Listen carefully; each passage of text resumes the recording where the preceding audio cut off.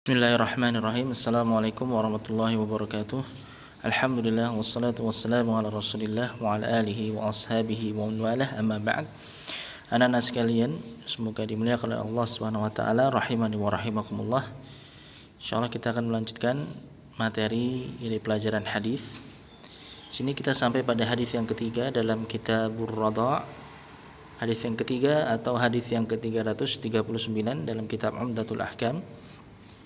Disebutkan di sini oleh Imam Abdul Ghani Al-Maqdisi rahimahullah taala, wa anha, yaitu dari Aisyah dan juga dari anha. Di sini kembali ke Aisyah ya, karena hadis sebelumnya diriwayatkan oleh Aisyah radhiyallahu anha. Wa anha radhiyallahu anha qalat, dan juga dari Aisyah radhiyallahu anha beliau berkata, inna Aflaha akha Abil Qu'ais ista'dzana alayya ba'dama unzila al-hijab. Sungguhnya Aflah, seorang laki-laki bernama Aflah yang merupakan sesungguhnya seorang laki bernama Aflah ya, yang merupakan saudara laki-laki dari Abul Qu'ais telah meminta izin untuk menemuiku. Ya, menemui Aisyah di dalam rumahnya. Ba'dama unzila al-hijab, setelah turun ayat perintah untuk berhijab bagi para wanita. Baik. Jadi ada seorang laki-laki bernama Aflah yang ini merupakan saudara dari Abul Qu'ais. Nanti akan jelaskan siapa itu Abul Qu'ais. Yang mana Aflah ini meminta izin kepada Aisyah untuk menemuinya ya, untuk masuk menemuinya setelah diturunkannya perintah untuk berhijab. Faqultu, maka Aisyah mengatakan, wallahi la adzanu lahu, wallahi la adzanu lahu hatta asta'dzina an-nabiy sallallahu alaihi wasallam. Demi Allah, aku tidak akan mengizinkannya sampai aku minta izin kepada Nabi Muhammad sallallahu alaihi wasallam ya, sebagai suami beliau. Fa inna akha Abil Qu'ais laisa huwa arda'ani, karena sesungguhnya saudaranya Abul Qu'ais yaitu Aflah tadi bukan dia yang bukan dia yang menjadi bapak persusuanku. Ya, bukan dia menjadi bapak persusuanku, walakin arda'atni imra'atu Abil Qu'ais, akan tapi yang telah menyusuiku adalah istri dari Abul Qu'ais. Ya, jadi di sini Aisyah mengatakan yang menjadi bapak persusuannya Aisyah adalah Abul Qu'ais, bukan saudara laki-lakinya Aflah. Ya, karena yang telah menyusui Aisyah ketika kecil adalah istrinya Abul Qu'ais. Ya, jadi kemudian Aisyah menganggap ya bahwasanya Aflah yang merupakan saudara dari Abul Qu'ais itu bukan mahramnya, ya, bukan mahramnya, karena yang menyusuinya adalah istri dari Abul Qu'ais, bukan istrinya Aflah, sehingga yang menjadi bapak persusuannya adalah Abul Qu'ais, sedangkan Aflah saudara dari Abul Qu'ais, bukan mahramnya. Ya, ini yang yang disangka oleh Aisyah radhiyallahu anha. Fadakhala alayya Rasulullah sallallahu alaihi wasallam faqultu, maka kemudian Rasulullah sallallahu alaihi wasallam ya masuk ke rumah Aisyah, kemudian Aisyah pun mengatakan kepada Rasulullah, bertanya kepada Rasulullah ya,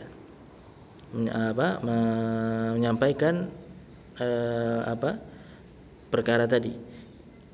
Ya Rasulullah, wahai Rasulullah, innar rajula laisa huwa arda'ani walakin arda'atni imra'atuhu. Wahai Rasulullah, sesungguhnya ya seorang laki-laki, ya laki-laki tersebut tayyib.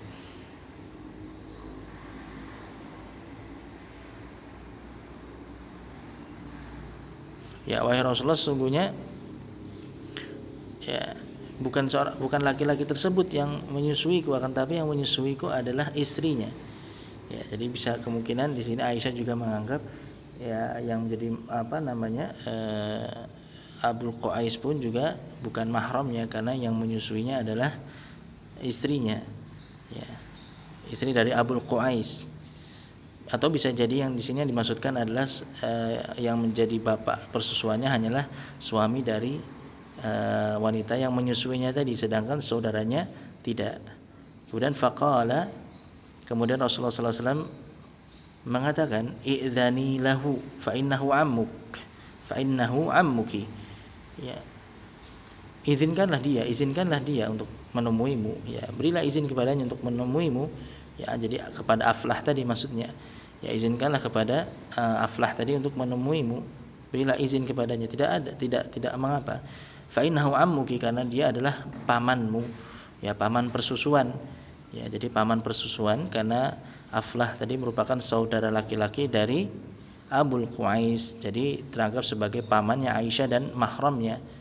Taribat yaminuk, celakalah engkau.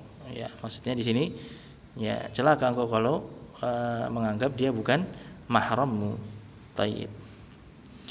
Kemudian qala Urwah mengatakan di sini, Urwah ibnu Zubair, ya keponakan dari Aisyah radhiyallahu taala anha. Ya.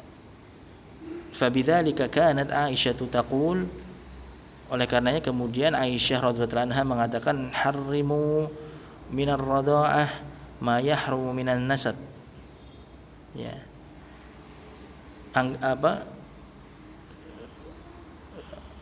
Mahramkanlah, jadi ya yakinilah bahwasannya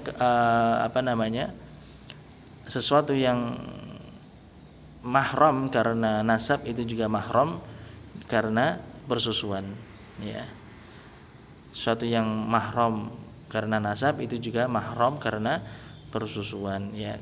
Karena dalam nasab, ya mahram dalam nasab, saudara dari bapak kita, ya saudara laki-laki dari bapak kita atau saudara perempuan dari bapak kita itu merupakan mahram kita, ya. Begitu pula saudara laki-laki maupun saudara perempuan dari ibu kita. Begitu pula berlaku pada persusuan, ya. Jadi saudara laki-laki atau saudara perempuan dari bapak persusuan kita adalah mahram. Begitu pula saudara laki-laki maupun saudara perempuan dari ibu persusuan kita adalah mahram. Taib. Maka dari situ Aisyah baru mengetahuinya. Kemudian wa fil lafdin, dan dalam lafaz yang lainnya disebutkan ista'dzana alayya Aflahu, Aflah meminta izin kepadaku untuk menemuiku. Falam adzan lahu, dan aku tidak mengizinkannya. Faqala, kemudian Aflah pun mengatakan, atahjabina minni, apakah engkau hendak berhijab dariku, jadi menutup diri dariku, ya apakah engkau memakai hijab di hadapanku sedangkan aku adalah mahrammu, maksudnya. Wa ana ammuki, sedangkan aku adalah pamanmu, paman persusuan tadi, ya. Faqultu, maka kemudian Aisyah bertanya, kaifa dzalik, mengapa seperti itu? Qala, maka Aflah mengatakan, arda'atki imra'atu akhi bila bani akhi, ya. Istri dari saudaraku, yaitu Abul Qais, ya istri dari saudaraku telah menyusuimu dengan susunya saudaraku. Artinya susu yang keluar itu dari hasil hubungan antara saudaranya dengan istrinya. Karena seorang wanita itu bisa memproduksi ASI, ya air susu, itu ketika dia mengandung, hamil, kemudian melahirkan anaknya. Ya, sedangkan anaknya ini, ya ini merupakan hasil dari hubungan antara sang suami dengan istrinya. Jadi suaminya di situ teranggap sebagai orang yang menjadi sebab keluarnya ASI dari istrinya. Sehingga ketika istrinya menyusui anak kecil yang lainnya yang kemudian menjadi anak persusuannya, maka teranggap suaminya tadi merupakan bapak persusuan dari anak tersebut, dan juga nanti saudara-saudaranya juga menjadi mahram dari anak tersebut. Taib. Qalat, kemudian Aisyah mengatakan, fasa'altu Rasulullah sallallahu alaihi wasallam faqala sadaqa Aflah i'dzani lahu, ya Aflah benar, izinkanlah dia, ya, berilah izin kepadanya. Taib. Ini hadisnya diriwayatkan oleh Imam Al-Bukhari, ya diriwayatkan oleh Imam Al-Bukhari. Kemudian di sini beberapa faedah yang bisa kita dapatkan, atau di sini sebelumnya ada sedikit penjelasan, ya taribat yaminuk, itu artinya taribat yaminuk ai iftaqarat, ya celakalah tanganmu, ya. Maksudnya di sini bukan mendoakan keburukan, tapi ini wal arabu tad'u 'ala ar-rajuli wa la turidu wuqu'al amri bih. Biasa orang Arab itu mengucapkan hal ini, tapi maksudnya bukan mendoakan keburukan bagi orang tersebut.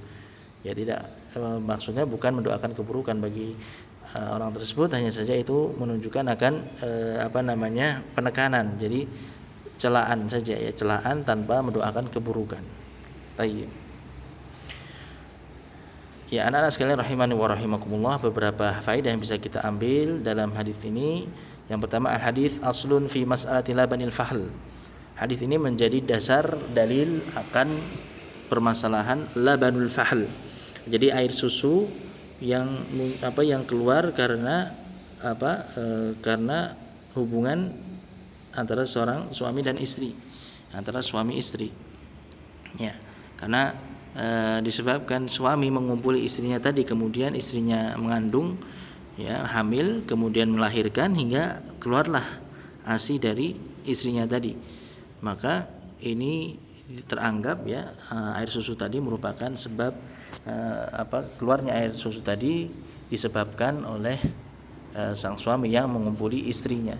Sehingga nanti ketika sang istri menyusui anak-anak kecil, ya anak-anak lainnya yang kemudian menjadi anak persusuannya, maka sang suami pun teranggap sebagai bapak persusuan dari anak tersebut. Fallabanu alladhi tukhrijuhu az-zawjah huwa liz-zawj alladhi tarda'u ibnahu fayakunu zawj aba lirradhi. Baik. Ya, intinya bahwasanya suaminya lah yang menjadi sebab keluarnya air susu, air ASI dari istrinya tadi. Ya, ketika istrinya menyusui anak lainnya, anak kecil yang lainnya, ya anak kecil yang menyusui seorang anak yang mana itu anak tersebut pada asalnya bukan mahramnya, maka kemudian dengan persusuan tadi menjadi mahram, baik bagi istrinya sebagai ibu persusuan dan juga bagi dirinya sebagai bapak persusuan. Tayyib. Kemudian faedah yang kedua, fihi dalilun ala masru'iyatil hijab. Dalam hadis ini terdapat dalil akan disyariatkannya hijab bagi seorang wanita. Ya, seorang wanita diwajibkan untuk berhijab di hadapan laki-laki yang bukan mahramnya. Kemudian faedah berikutnya masru'iyatul isti'dzan. Ya, dalam hadis ini juga terdapat dalil tentang disyariatkannya isti'dzan, yaitu meminta izin kepada suami. Ya, seorang istri meminta izin kepada suami. Tayyib. Kemudian yang keempat, al-mar'u idza tashakkaka wa lam yatayaqqan al-hukma yas'al anhu. Ya, seseorang hendaknya ketika ragu tentang suatu hukum, maka hendaknya dia bertanya kepada orang yang berilmu. Kemudian berikutnya, al-mustafti idza naqasha al-mufti la haraj alaihi fi dzalik. Orang yang minta fatwa kepada seorang mufti, ya kepada seorang alim yang memberi fatwa, boleh baginya untuk berniqash, ya, berdiskusi. Ya, artinya menyampaikan pendapatnya kepada mufti tadi. Ya, karena ini mungkin dia memahaminya seperti ini. Ya, tapi kemudian ternyata baru ada penjelasan dari mufti tadi tentang hakikatnya sebenarnya dalam syariat hukumnya seperti apa. Baik. Kemudian berikutnya muraja'atul mar'ah li zawjiha wa istidzanuha lahu fi man yadkhulu 'alaiha. Ya, terkait dengan tadi ya, dapat dalil dalam hadis ini tentang seorang wanita itu disyariatkan untuk bertanya kepada suaminya dan minta izin kepada suaminya terkait siapa saja yang masuk ke dalam rumahnya, siapa saja yang boleh masuk ke dalam rumahnya. Ya, karena dalam rangka ya menjaga hak-hak sang suami. Jadi tidak boleh sang istri memasukkan siapapun, ya, memasukkan sembarang orang ke dalam rumahnya. Ya, walaupun itu wanita sekalipun, ya harus juga meminta izin kepada suaminya. Karena kalau suaminya tidak suka, tidak ridho orang tersebut masuk ke dalam rumahnya, maka sang istri tidak boleh untuk mengizinkan orang tersebut masuk ke rumahnya. Baik. Kemudian berikutnya, ar-rajulu yatafaqqadu ahla baitihi wa yatafaqqadu man dakhala alaihim. Seorang laki-laki hendaknya memeriksa keluarganya dan memeriksa siapa yang masuk menemui keluarganya. Ya, jadi harus ada pengawasan dari sang suami terhadap keluarganya, terhadap istri dan anak-anaknya. Taib. Dalam rangka menjaga kemuliaan dan kehormatan keluarganya. Kemudian berikutnya al-baitu mansubun lizauj. Faedah yang lainnya adalah rumah itu dinisbahkan kepada suami. Jadi dinisbahkan kepada suami. Jadi penyebutannya itu dinisbahkan kepada suami, ya. Di suami yang berhak untuk menentukan, ya, siapa yang boleh masuk, ya, menentukan terkait dengan peraturan yang berlaku di rumah, ya, dan yang lainnya. Kemudian selanjutnya la yusra' lil mar'ah an tahtajiba min aqaribiha. Tidak disyariatkan bagi seorang wanita untuk berhijab di hadapan karib kerabatnya yang mahramnya. Ya, kalau di hadapan mahram ya tidak disyariatkan untuk berhijab, boleh baginya untuk melepas hijab. Ya, boleh baginya untuk melepas hijab dan menampakkan apa yang biasa nampak, ya, biasa nampak di hadapan mahramnya, di hadapan para wanita dan mahram. Ya. Jadi boleh membuka kepalanya, ya, rambutnya, perlihatkan rambutnya, kepalanya, tangannya, ya, kakinya, ya, taib. Ya, itu biasa nampak, ya, biasa nampak di hadapan mahramnya. Kemudian yang terakhir tahrimun nikah birradha'ah. Yang terakhir, faedah yang terakhir adalah haramnya nikah dengan anak persusuan atau hubungan, ya, kerabat yang itu masih memiliki hubungan persusuan. Jadi haram hukumnya. Sebagaimana haram pada nasab, ya, pada hubungan nasab. Taib.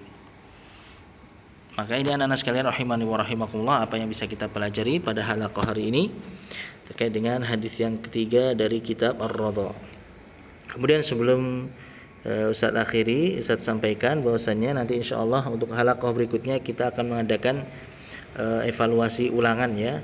Ulangan evaluasi untuk hadis mulai dari kitabun nikah, ya, awal kitabun nikah, ya, dari mulai awal kitabun nikah termasuk bab-babnya di sini, ya. Jadi mulai kitabun nikah, kemudian kitabut thalaq, ya. Jadi di sini baik.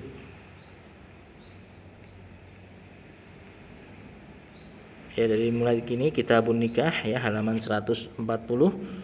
Dari mulai kitabun nikah, ya, kemudian ya selanjutnya ada babus shadaq, ya, babus shadaq, bab tentang mahar, ya, kemudian kitabut thalaq, ya, kemudian bab al-iddah, ya, sampai yang terakhir kemarin, ya, pembahasan seputar kitabul li'an, ya, kitab al-li'an. Baik. Jadi dari kitabun nikah sampai kitabul li'an, yaitu materi ulangannya besok insyaallah pada halaqah berikutnya. Baik, jadi nanti kalian persiapkan, ya, materinya di murojaah, dipelajari lagi. Kemudian nanti untuk tentunya untuk pengerjaannya, ya, mengerjakan ulangannya nanti tidak boleh melihat buku, ya, tidak boleh melihat buku, tidak boleh melihat catatan, ya. Jadi tidak boleh buka buku apapun dan catatan apapun yang terkait dengan pembahasan atau pelajaran kita ini, ya. Jadi benar-benar dari hafalan dan pemahaman kalian, ya. Dan jangan sampai kalian berbohong. Ya, jangan sampai berbohong, jangan sampai tidak jujur. Jadi Ustaz harap nanti kalian benar-benar jujur mengerjakan ulangan ini tanpa melihat buku, ya. Tentunya kalau misalnya kalian tidak jujur, ya, walaupun Ustaz tidak tahu, tentunya Allah Subhanahu wa taala mengetahuinya. Dan yang kita tuntut, ya, dalam belajar tentunya di pondok ini adalah kejujuran, ya. Dan apalagi kita belajar ilmu agama. Ya, kita belajar ilmu agama. Jangan sampai kemudian, ya, kita hanya karena mengejar nilai kemudian kita tidak jujur, kita berbohong, padahal yang kita pelajari adalah ilmu agama. Maka tidak akan berkah nanti ilmu kita. Ya, jadi Ustaz ulangi sekali lagi, diharapkan nanti dalam mengerjakan ulangan dijawab dengan jujur, tidak melihat buku, ya, sesuai dengan kemampuan hafalan dan pemahaman kalian. Taib, insyaallah nanti pada pertemuan halaqah selanjutnya Ustaz kirimkan soalnya, dan juga nanti untuk pengumpulannya nanti khusus untuk ulangan nanti lewat Japri ya. Jadi langsung Japri ke nomor Ustadz ya, tidak dikirim di grup tugas karena ini ulangan. Baik. Mungkin itu dulu yang bisa Ustadz sampaikan. Mudah-mudahan apa yang kita pelajari pada hari ini bisa difahami dengan baik dan bisa bermanfaat. Alhamdulillahirabbil alamin wa sallallahu wasallam ala nabiyyina Muhammadin wa ala alihi wa ashabihi ajmain. Subhanakallahumma bihamdika asyhadu an la ilaha illa anta astaghfiruka wa atubu ilaik. Wassalamualaikum warahmatullahi wabarakatuh.